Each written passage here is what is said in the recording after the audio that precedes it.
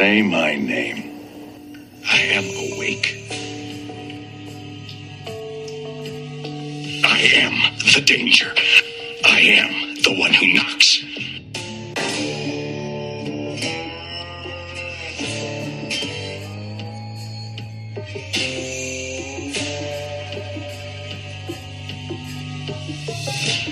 Welcome to the next episode of Breaking into Breaking Bad with Clifford and Caleb Humphrey.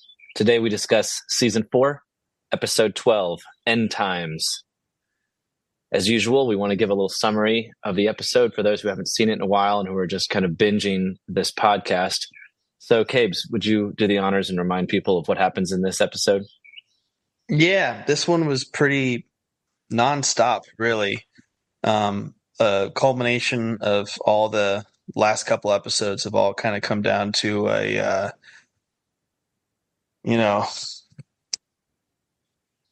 came down to Walt basically on his last chance of being able to either get his family out and call it quits or to kind of have a last stance against Gus.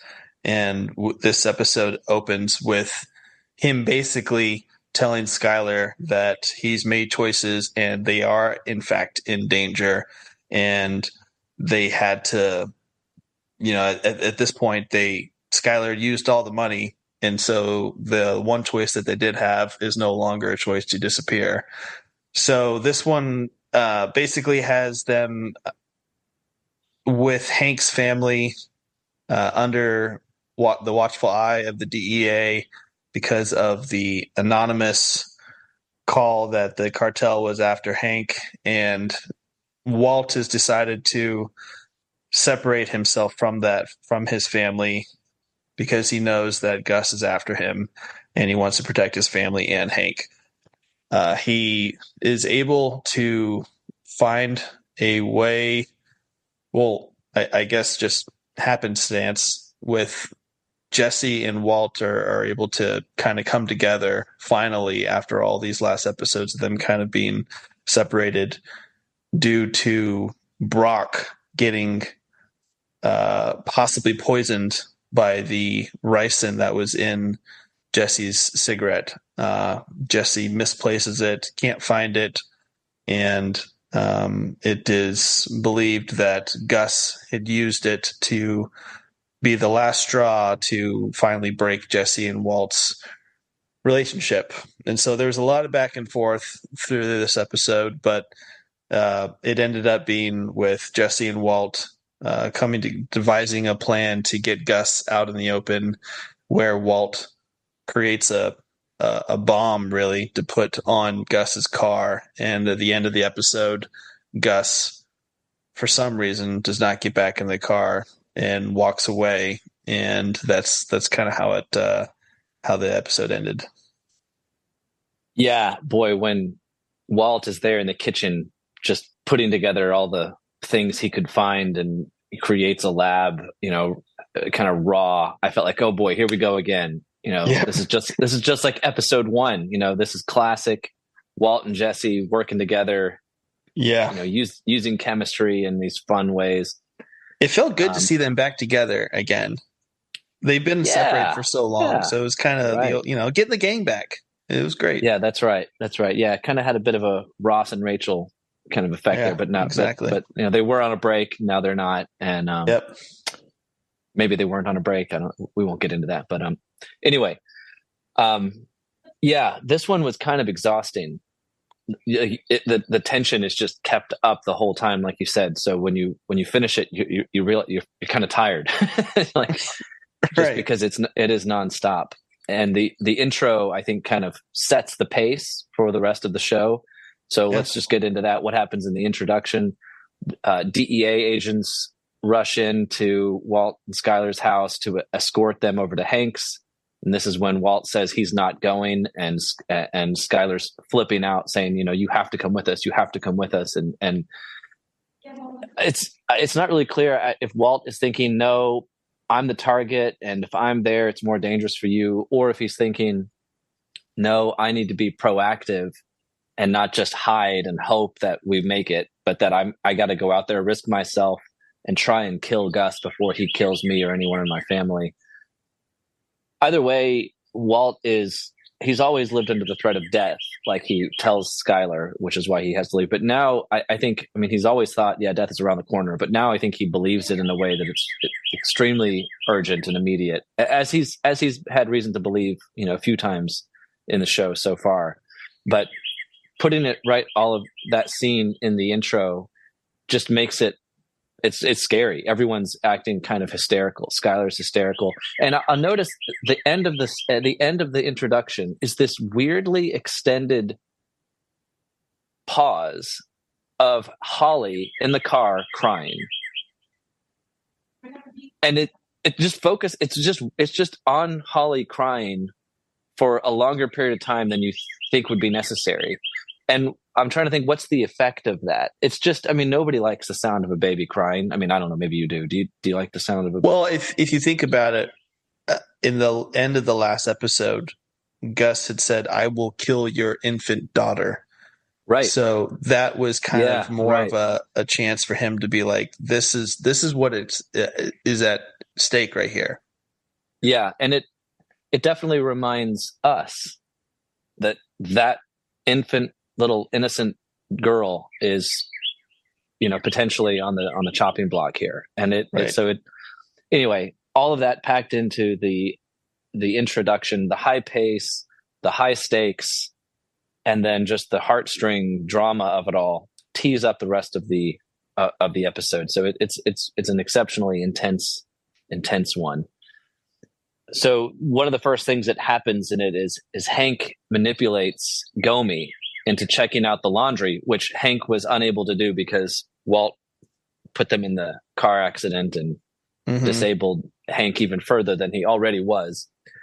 And so Gomi is actually pretty smooth in how he manipulates the guy at the laundry to let him take his dog and sniff around and take pictures. And I was kind of impressed at Gus again, as I was thinking how well he hid the lab. And how he has a fully functioning laundry, like a complete above board, legitimate laundromat working above ground. And so, they don't really find anything. And Hank is frustrated yet again there. Right. But what happens though is that's kind of too close to call. That's for Gus. Now it looks like to them, at least this is what he tells Jesse, your guy Walt has brought his son-in-law to the laundromat and he is sniffing around with the dog, and that's too close. And he asks him, "Can I kill him now?" And Jesse says, "No, like you can't do that." And I'm not really sure what Gus meant by it, but he says after that, well, then there will be an appropriate response, which I guess I took to mean I'm not going to kill him, but whatever it is, it's going to be an equal degree to what he did to us. Like he put us at severe risk. I'm going to do something to put him at severe risk, but I'm not going to kill him.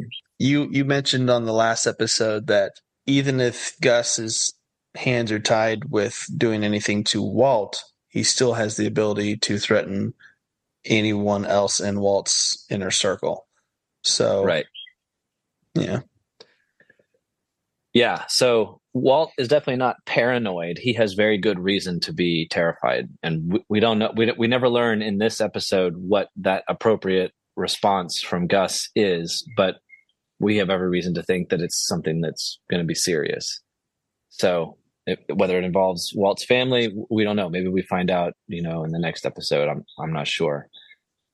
So anyway, it shifts from there to Saul's office. Saul is calling Jesse frantically, telling him to come to his office.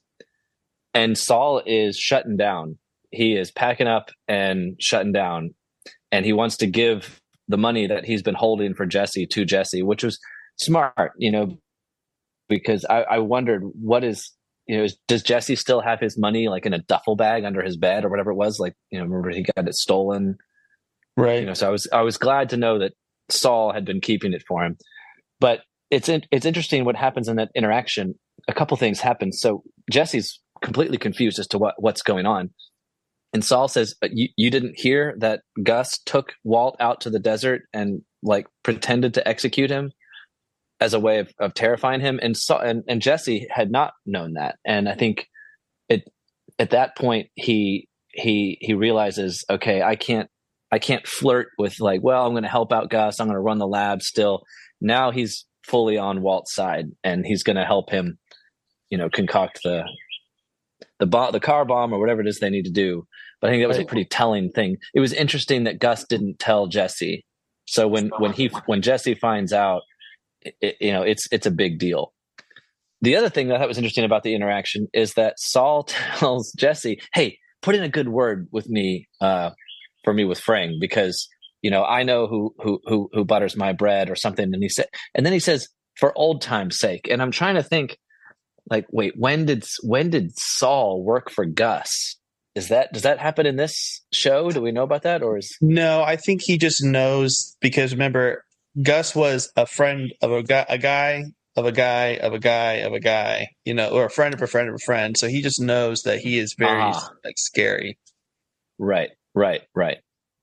Well, it's an insight into Saul, who is a guy who has no loyalties to anyone other than himself. And if it means I work for this guy today and I work for his enemy tomorrow and his enemy the next day, doesn't matter to me.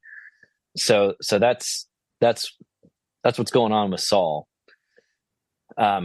Meanwhile, I don't know why they showed us this, but maybe it's important. Skylar and everybody is at Hank's house, and they're freaking out about they're freaking out about Walt not being there. And Marie tries to call him, and that's not he doesn't answer. And then it shows Skylar going up to the upper deck of the home or whatever, and bumming a cigarette off of one of the DEA guards there. And we know that she has smoked. She's been trying to quit. I don't know if where she is with that, but it was sort of a significant step back for her. And so it's sort of like her dipping into her own addiction again, going back to that cigarette. So again, I don't know why they show it to us, except to maybe communicate that everybody is on complete edge right now. Well, especially for Skylar, because she's been able to see through Walt's charade of nuances that he's come up with, but this was the first time that he actually is like, listen, I've made choices, and I'm the only one that should fall under those consequences of those choices. And we did have, I think Ethan said, like, we had a choice, now we don't. And right. So he is putting on some fear on her that she hasn't been able to really wrap her head around until really right now. But he also told her, you got to, keep everyone like calm down there. So she's got to try to put on a face too. So it's a lot going on for her. So I could understand her bumming a cigarette right now. Yeah. And if I could just pause on that for just a second, because maybe what she's dealing with in that moment when she's up there, it's not just worry for Walt. It's not just worry for herself. Maybe there's also guilt there, because she's the one who gave the money to Ted. And like, did that plan work? I don't know. Maybe sort of like, true. I guess the IRS is now not going to come and poke around at the car wash. Maybe, but she didn't consult with Walt at all.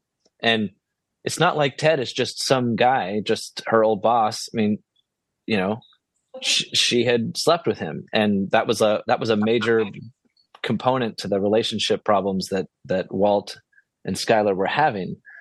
So I wonder if she's just thinking, I'm complicit now. I am the one who removed the option. Now, she didn't know about it. Walt didn't tell her, hey, make sure you keep the cash there, because we need that in case X, Y happens. So it maybe it's a communication problem all around.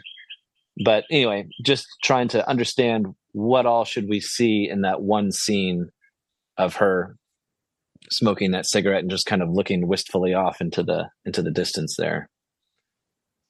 Okay, well, the next scene then is the hospital with Andrea's son Brock in the hospital, and Jesse, for reasons that I never understand, like, is he in love with this woman? Like, we know he has a soft spot for kids, but like, I just do not understand the relationship mitochondria. But whatever it is, he's really concerned. He goes over there. So here's I wonder your take on this. When he's nervous and he goes outside to smoke a cigarette, and he realizes the poisoned cigarette is not there. And then he starts looking for it frantically, can't find it. Then he puts together, oh no, maybe that's what, is wrong with Brock. Maybe he got poisoned. Sort of frantically thinks, oh, I bet Walt did it. I bet Walt got the cigarette from me somehow and then figured out, and then he did that just to get under my skin. I'm looking at that the same way that Walt does when Jesse confronts him, and he's like, that's crazy. Like, I don't have time for that. I don't even know how to do that, and I don't know why in the hell I would do that. Well, he was going through, and then Walt. Go ahead. He was going through, like, okay, who is the only person that knows about the cigarette? It's only Walt. He's the only person that knows. So I know that I didn't take it out, and he even said, like, listen, I take it out every single morning, and like, I think when he first saw that it was missing, he immediately thought, Walt's the only one that knows, therefore I need to go and like get to Walt. But then he kind of stumbles on his own like timeline, because he goes, I take it out every morning. He goes, wait, Jesse, if you took it out this morning, how could I have done it? And so then he's like, oh wait, it wasn't you. It was Saul. He had Huel do it. And he's like, well, why? And then I think that's when he starts asking him, like, hold on, what would I have to gain to do any of this? That's when he's just like, okay, that makes more sense. And he's been on to Gus about him like babying him to make him feel like he is more important than he was, like with the very beginning. Right. The whole thing with Mike. And so like, I think that just made more and more sense. And I think even Walt said, you tell me that while you were cooking, Tyrus didn't figure it out? There's cameras everywhere. We're constantly being watched. I mean, plus like him just freaking out that Brock could die and it could be his fault. Like all of that combined is just a bunch of fiasco. So yeah. Well, okay. So this to me is a potential problem in the writing of the show. It seems to me just way too far-fetched that Gus could have figured out, oh, one of the cigarettes in Jesse's cigarette pack is poisoned. And if we get it, we also know about this guy Brock. We could somehow find a way to give it to Brock when he's not being watched by his mother, and we could poison. Like, all of that seems kind of crazy to me. The like really straightforward explanation to me would be Brock snuck, a cigarette from Jesse's pocket when Jesse was using the bathroom at their house or something, and he smoked it, or he inhaled it, he poisoned himself. How in the world would Gus have learned about it? Like, I guess we're supposed to believe that that's exactly what happened, because Walt walks through the logic. He's trying to turn, Jesse, he's trying to turn you against me, and this is how he's doing it. But I'm still looking like, I don't see how Gus would have figured that out and would have been able to execute that. I don't know. Obviously, I think there's zero fallacy or in the writing. I think that I think the amount of information that we have been gathered with so far makes sense up to this point.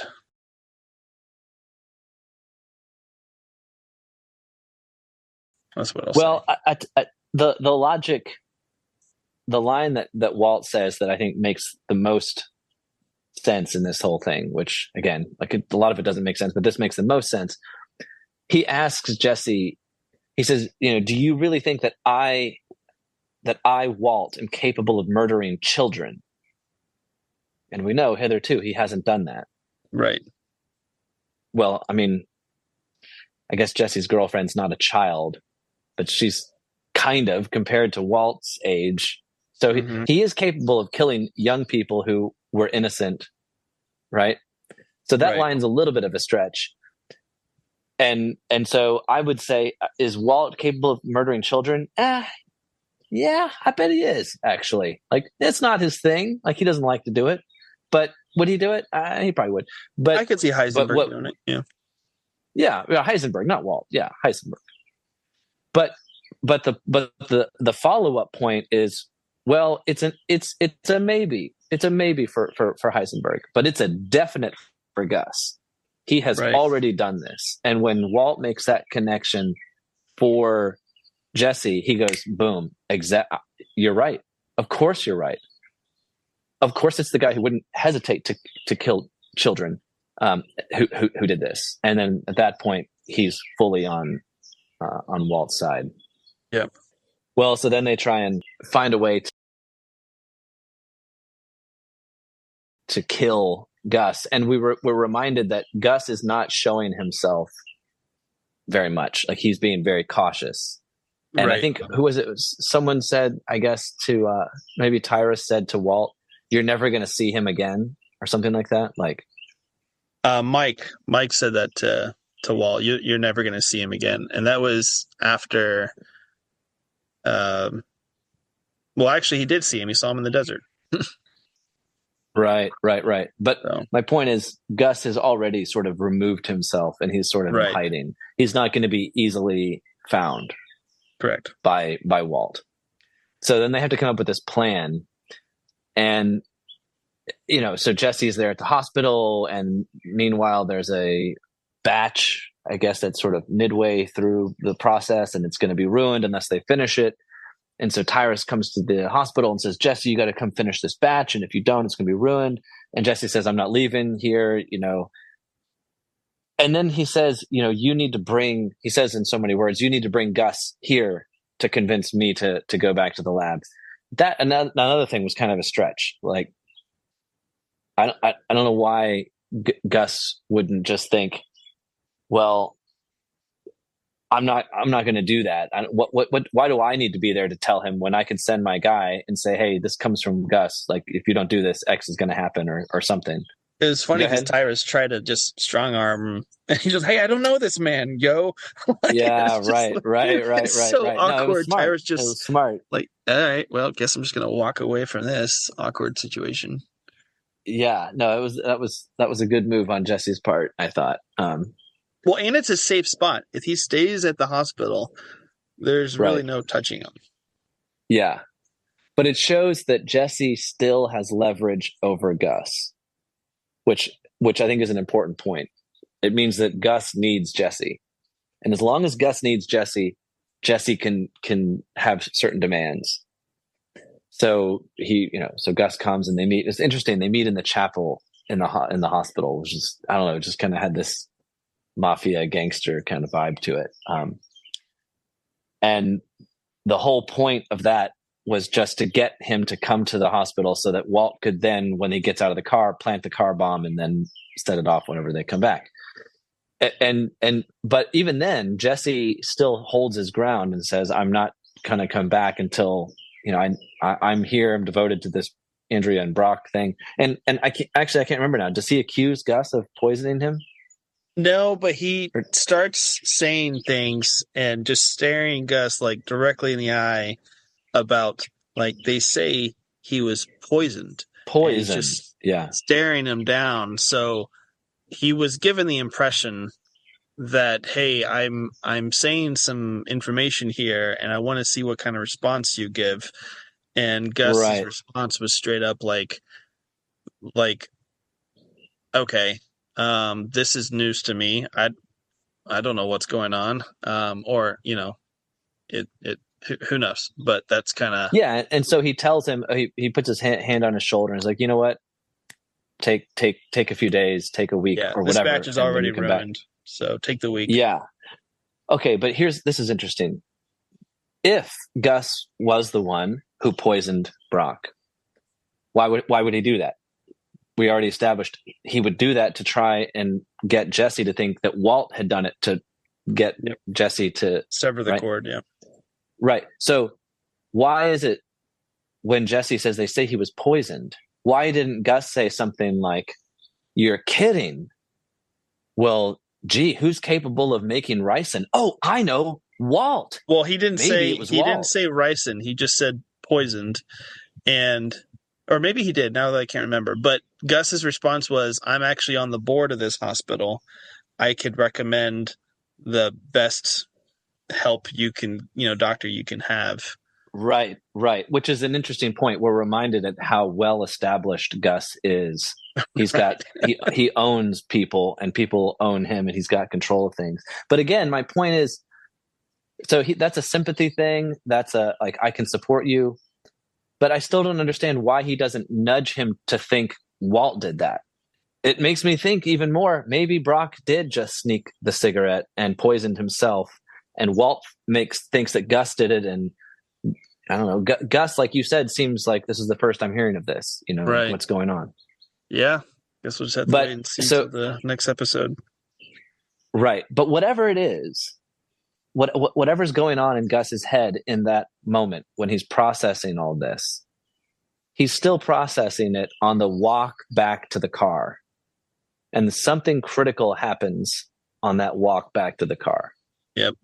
Because Walt is sitting there in the parking garage across the street, waiting to push the button to detonate the car as soon as they get in. And he's watching them, and Gus hesitates and stops and looks out as though he is expecting an assassin. And then he walks away, and the credits roll. And that's the end of the episode. And Walt is frustrated in his attempt to try and get Gus. Now, I'm kind of curious, like, okay, well, now there's a bomb under there in the car. Is Gus going to send someone to drive the car to get the bomb? Does Gus really think that?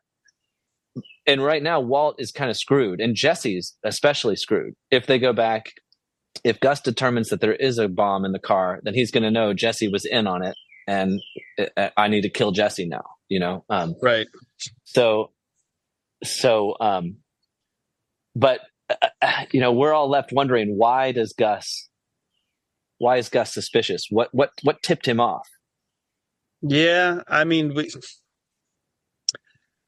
it's like he just had like a sixth sense of something coming on, and he's a very cautious man, and everything he does. True. I don't know if he's still considering, is the cartel, remnants of the cartel still at play here? But it was enough. Maybe it was so odd for him to be making that kind of a public visit, to leave his car in a public area, that it was just enough for him to be like, this is just too abnormal for me, and I need to go back to what it was. And he just walks off, and that's all we know. So, but he also has two guys with him, so I don't, we'll see. Yeah, why didn't he leave one of them in the car? I mean, if he's the experienced, cautious guy that we know he is, why didn't he leave someone in the car? He should have known better. Yeah, I don't know. Something doesn't add up. Well, we forgot to mention at the beginning, like we usually do, explaining the title of this episode. So the episode is called End Times. And I think it's pretty clear where that title comes from. When Jesse comes to Saul's office and Saul is packing everything up, he says, "It's end times, boy." Like, yeah, we're packing up, and I don't know if that's sort of a reference to like apocalyptic end times, like, the end times, or if it's just sort of like, this is things are all wrapping up here. I'm not sure. So I think the ambiguity there is intentional. So it's the end of their relationship. He's like, I'm giving you your money back, and we're done working together. But it's also like nuclear option, like blow everything up, burn it all behind us, and yeah. Well, everything's coming to a boiling point with the DEA, with Hank, with Skylar, with everything. Right, so right. It's definitely time for our finale of this season. So it's a good one. Wish I could watch it again for the first time. Next episode, season finale. I'm looking forward to it. It'll be like watching it for the first time for me. I wish it was for me. It's such a good one. So. Well, maybe you'll see something in it that you haven't seen before. Yeah, that's always the hope. That's always the hope. Awesome. Well, thanks everyone for listening. We appreciate you guys following along. As always, we ask that you like, share, and subscribe, and feel free to reach out, contact us. We'd love to hear from you. We are on Twitter. You could reach us at Breaking Into BB, and we hope that you tune in next time as we break into another episode of Breaking Bad.